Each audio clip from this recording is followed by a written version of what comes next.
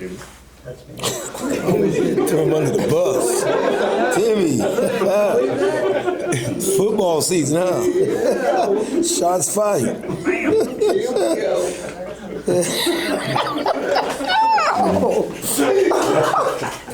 Oh, man. Lighten the mood in here. I'm telling you. All right, we're ready. All right. Good afternoon, everyone, and welcome to our weekly press conference with Coach Massey and our two student athletes. Joining Coach Massey today is Kai Martin to his left and Noah Marshall to his right. We will begin with opening remarks from Coach Massey. Welcome back. Good to see you guys. John, you mentioned 29 years. Well, that's a good thing. You're still around. So we appreciate you guys for coming, appreciate your support. It's been a difficult preseason for us, if you will. And I say that because we're going into a game where we're supposed to be playing in the hot weather, and we've had nothing but cool beach weather here. So I'm a little frustrated, but then, that's just something we can't control. But what we're going to do is definitely compete and put our best foot forward come the 31st. And we feel good. We're pretty relatively healthy. We've got some guys that are banged up, but they'll be ready come Sunday. I got two guys right here beside me that are expected to be very big this year for us. Kai, of course, on the defensive end, and then Noah from a running back standpoint on the offensive end. I looked at their team, and I'm talking about Tuskegee. They're similar to us. They have a big quarterback returning. They have a really good running back, and then they have a stingy defense, and they have a new D coordinator, and Coach Williams. And I've known him for years, really good coach.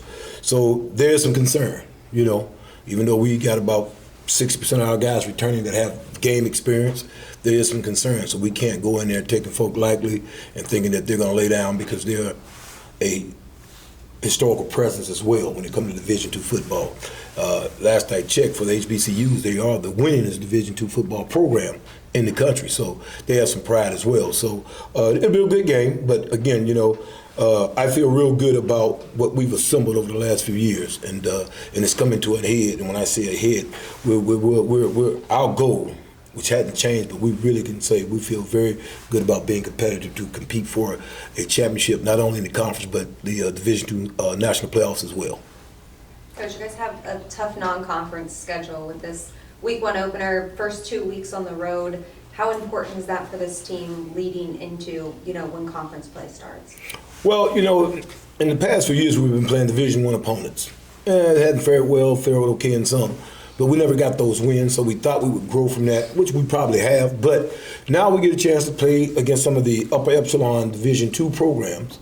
And that's good for us when it's down the road, when you talk about the rankings and things of that nature for the playoffs.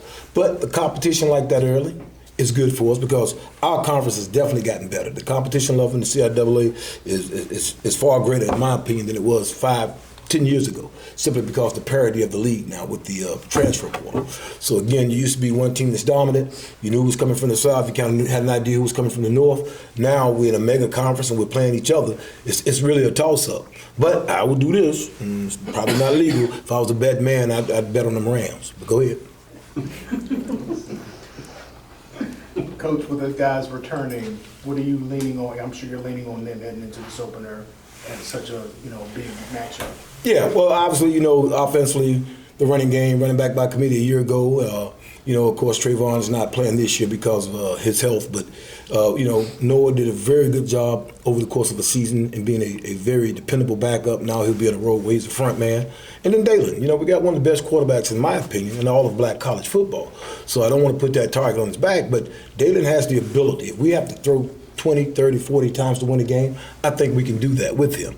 But right now, he's just really our quarterback, our leader, and he does a good job of making sure when he's in the game, when he's on the field, he can check us in and out of plays to put us in a better situation. So we like that because now we feel like we got a guy that's a vested veteran, and he's a student of the game. So we'll benefit from that. And if you get stuck, just give it to this guy and he can do the rest. Going off of that, how much growth have you seen from Daylin this offseason? Not only on the field, but also leadership-wise? Well, I think that's probably the most was leadership-wise. You know, of course, you're a freshman starting. It's kind of hard to tell a senior offensive lineman to shut up if you're in the huddle. But now he can do that. And he's grown actually physically, too. He's gotten a little taller, a little stronger as well. So, again, Daylin is growing in all facets. Again, I reference him to being like a coach on the field. So, and that's one of the better things that he's done. He's done a lot better this fall camp than he's done in the past. So that shows the maturity that he has. And again, we will rely on him heavily from a leadership standpoint to get us lined up offensively correct and then run the offense. Defensively, how are you feeling heading into the open? Well, I'm a defensive guy by trade, so I feel really good. We got some hidden gems that'll be, that we'll show off come 31st. This guy here is not a hidden gem, but we do have some other D linemen that we'll be showcasing. And we got some guys to kind of replace guys like Fleming, those guys, and Dante, those guys on the back end. So we got speed back there, so we feel good about that.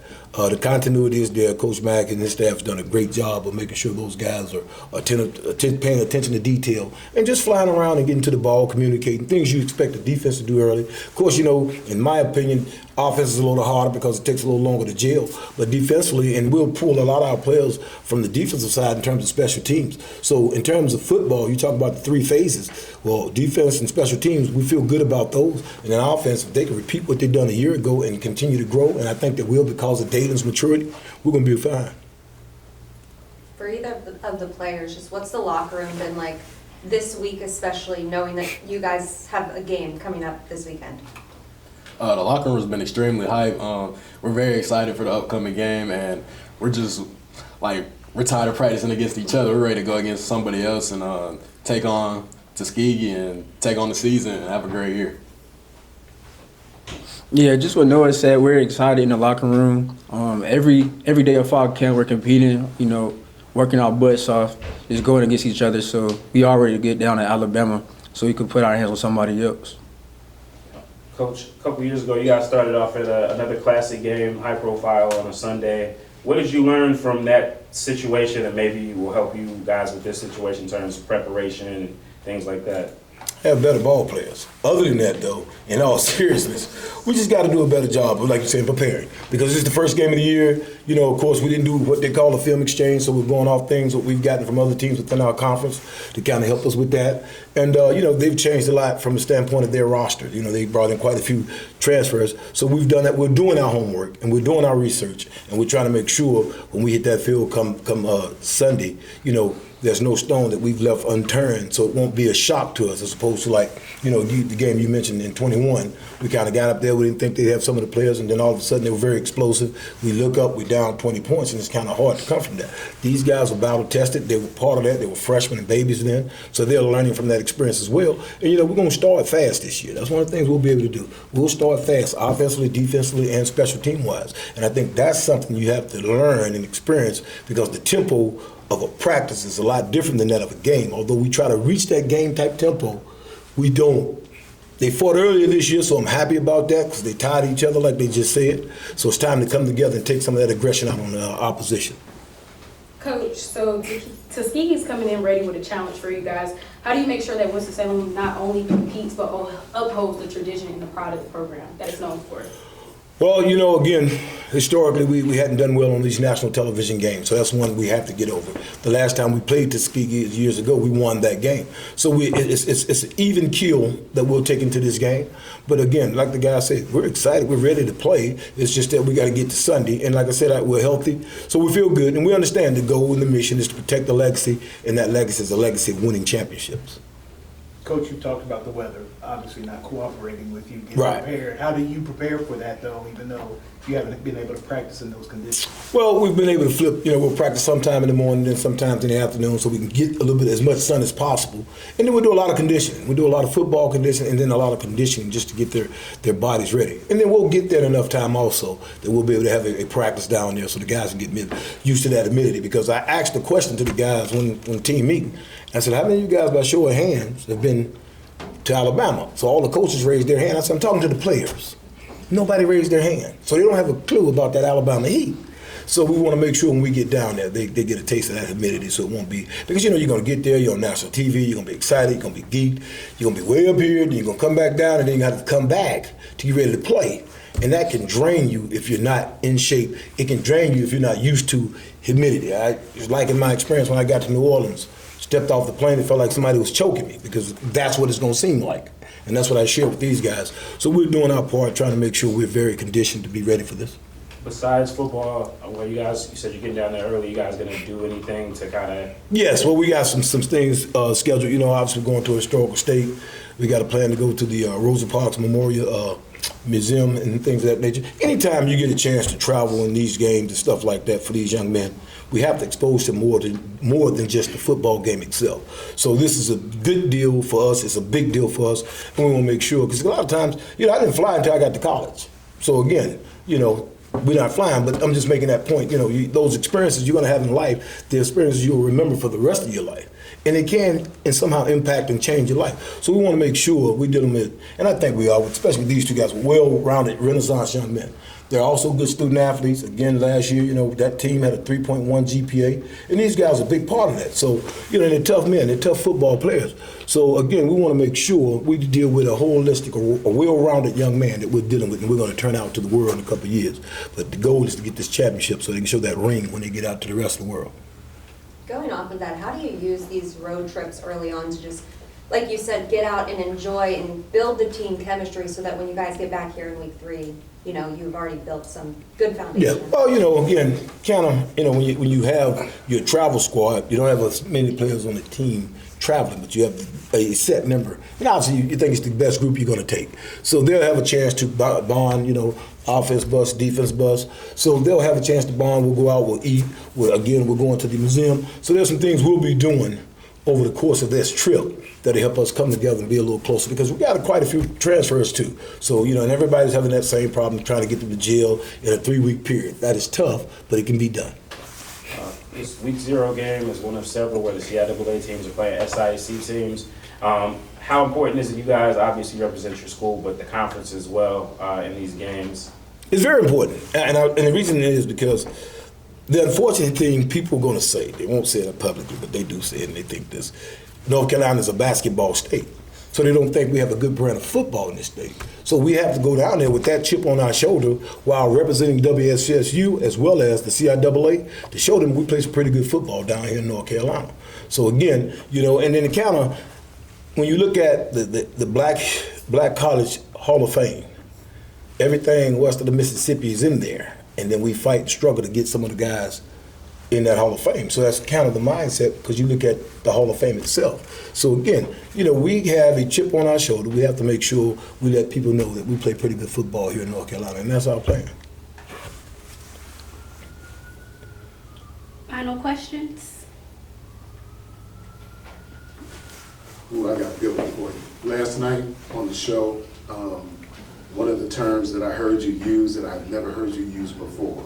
I thought the mic was off. Bust.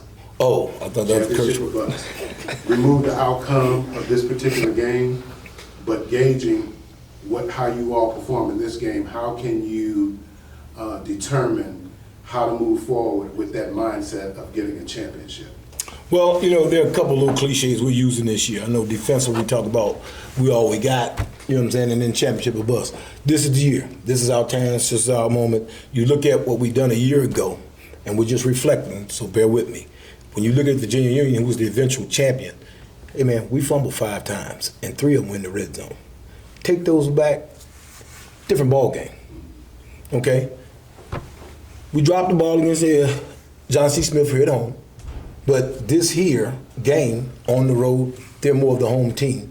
In terms of winning championships, you have to be a road warrior. So we got to go down there and do our part, and that means win this game. So when you think about that, and we talk about championship or bust, we can come on with a good win against a real good program. Your confidence will be high. They'll work harder. They're buying what we're doing and selling as a staff. It'll make things not easier, but it'll make it a little more clearer for our guys to see as well as the staff. One last question. No problem. You talked about it being a away game. There's a lot of excitement since this game was announced, so you have a lot of fans traveling. Obviously, you guys got to play the game, but how much does that help you guys, and you guys feel the pressure to give the folks that are coming all the way down to Alabama, you know, a really good show?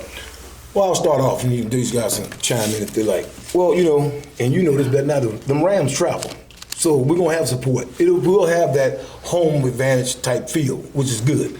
And again, you know, it's easier when you're playing at home because you will get the crowd in your favor. But to look up and see that red, that Winston red there supporting our guys get excited. They use the term geek and excited about it, and they play harder. So again, we appreciate that. It means a lot, and the support's there. So, you know, we have to do our part, but we're also making sure, they're making sure that they're to support our guys, and it's still part of the education process. You know, when you know you're getting support, you know you're getting back, and you feel a little better about yourself, and you play a little harder. So we like that, and we appreciate that. Final thoughts from either player or Coach Massey? Well, we got a couple more practices, so we got a chance to get better. Real good team we're going against, man. You know, I've said this year in and year out, we're going to respect all, but we're not going to fear anyone, not when it comes to football. And in this business, and I've been in this business for a long time, formerly as a player and now as a coach, when you got a problem, you solve it with aggression. And we got a pretty good aggressive team, so we're going to be okay. I appreciate you. Thank you, everybody, for coming out. Look forward to seeing you all next week.